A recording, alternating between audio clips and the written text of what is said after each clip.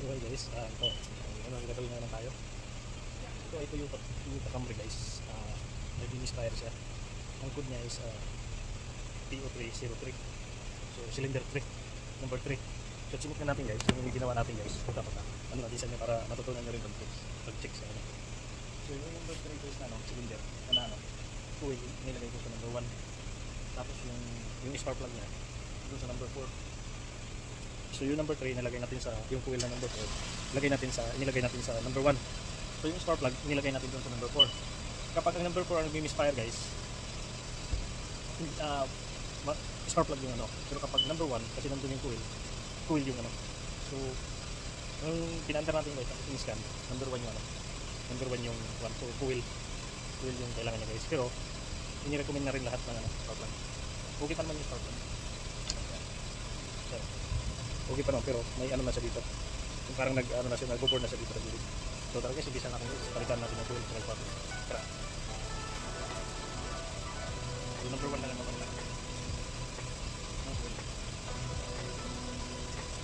Kasi out na natin yung number 1.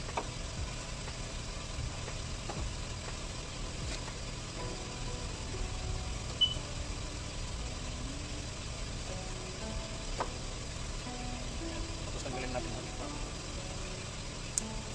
dito guys, sira yung mga lagay na natin mga silicone.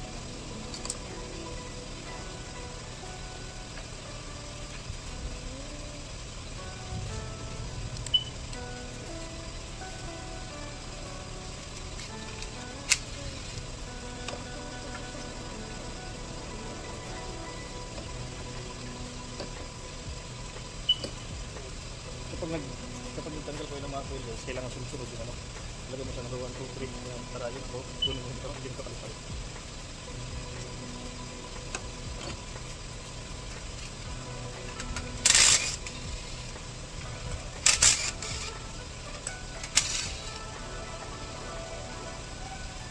Kapag nagpupunta kayo ng spark plug, hindi nyo na kailangan ng magnet guys. Itong coil na mismo gamitin nyo, ganyan nyo lang.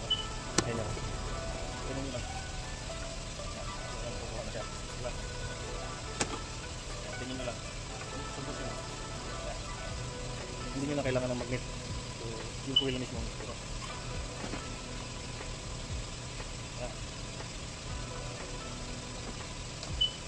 so, siyempre guys, kapag nagpa-repair ng spark plug, compare nyo muna kung pareho ba yung spark plug.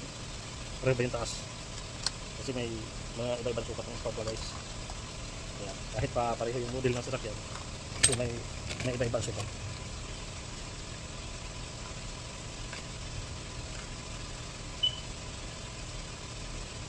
So ayan, pre-gap na siya guys, hindi na kailangan natin i-gap kasi pre-gap siya yun. Ayan.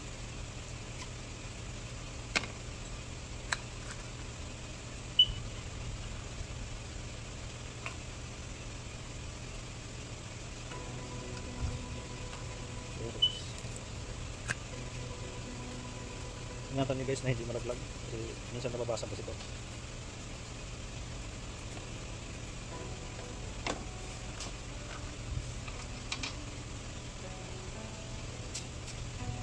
So ayan guys, bago kayo maglagay sa spark plug, lagyan nyo ng pinaka ano sa guys, para next time pagtanggal nyo, kayo pa rin gumagawa, hindi siya matigas tanggalin. So lagyan nyo ng pang spark plug na. Tapos yung pagbalik nyo guys, isama nyo yung kamay nyo dun sa ano para hindi mauntog yung ano, hindi mauntog-tok. Kailangan huwag mauntog-tok kasi magbago yung ano niya, magbago yung cap. Ganyan lang guys, oh. Tulak niyo pababa.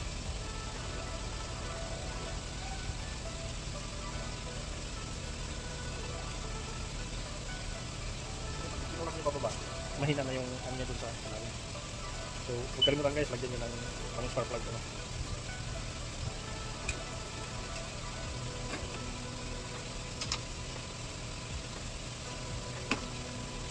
So, ayan. Sandali lang naman magpalit ng spark plug guys. Sandali kasi may monitor din ako sa sasakyan doon. Doon na sandali. Yung ginawa natin sa Saturn nung isang araw. Kasi nag-misfire guys kasi yung pag-sprinkling natin, nalagyan yung ano, pakita ko sa inyo mamaya. Nalagyan yung spark plug ng tubig. So binuksan natin.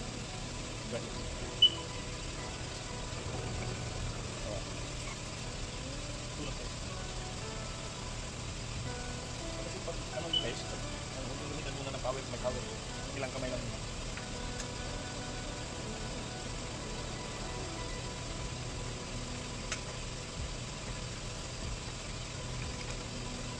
Pero mas maganda nga kung kamay lang mong gamitin.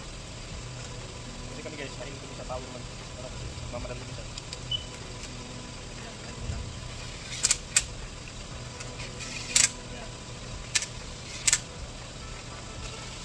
Pero i-check pa rin sa kamay. Yung higpit niya. I-check mo pa rin sa kamay. So, 2009 to guys. Toyota Camry. Kaya na.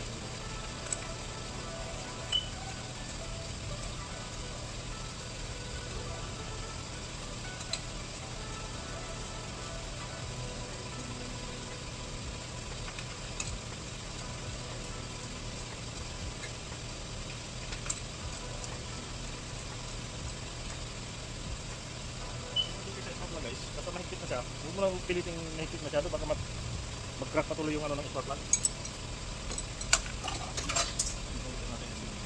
So ito kasi guys nagka-crack ko kapag hindi magandang pagkaan mo lagay sa spark plug wrench. So nagka-crack ko. So okay, balikin natin. So ito yung number 1 dyan natin. So 2 3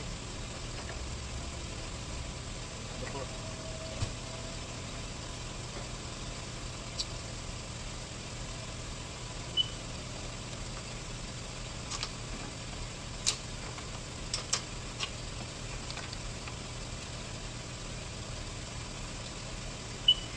Natin.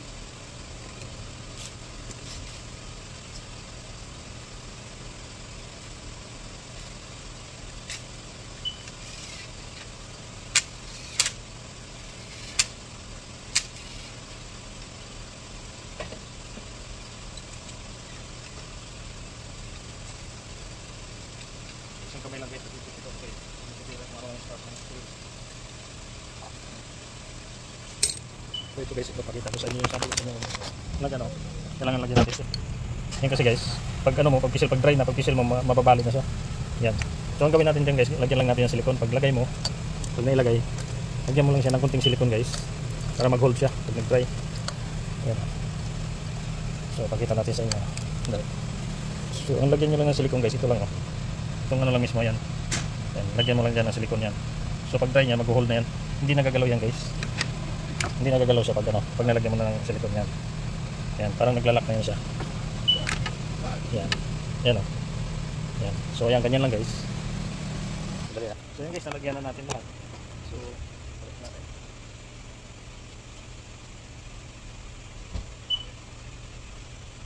So, paandarin natin siya ngayon guys. So, nakita nyo yung ilaw guys. So, ginawa ko lang yung ilaw na yan. Para guys, malaking tulong naman.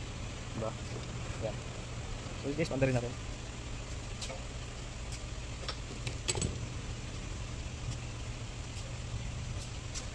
Tingnan mo na oil niya.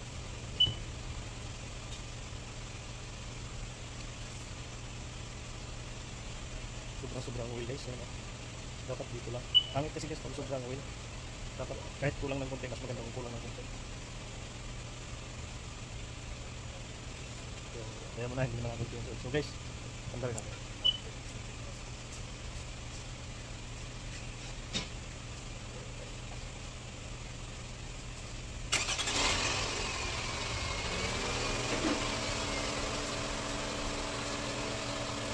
So yun guys, wala nang inig. Kanina nanginginig kasi kanina. Yeah! So yan guys, wala na siyang inig. Napakaganda na ng andan na tahimik na. So balik na natin yung cover para tinoon natin. Tapos na tayo. So yun, pag-try nung ano guys, pag-try yung silicone, mag-hold na yun.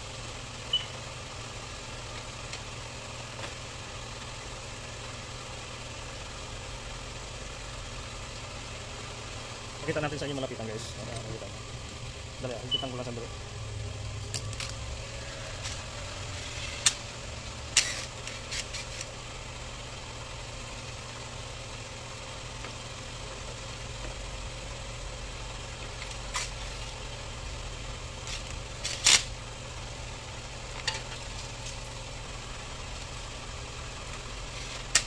Okay guys.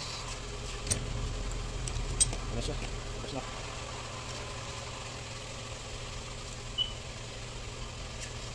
Sige, ilapit natin sa inyo ano yan. Okay na siya guys. Wala nanginig. So ayan, hindi na nanginginig guys. Wala nang nanginig siya. So ayan. Tayo ng pagpalit ng spark plug at coil. So ganun lang guys ang gagawin. So, sa hindi pa nakapag-subscribe dyan, baka pwede naman mag-subscribe naman kayo sa channel natin. Ayan, at saka pinapakita natin sa inyo guys kung paano magpalit ng spark plug at coil. So thank you for watching. Please subscribe naman dyan. Bye-bye.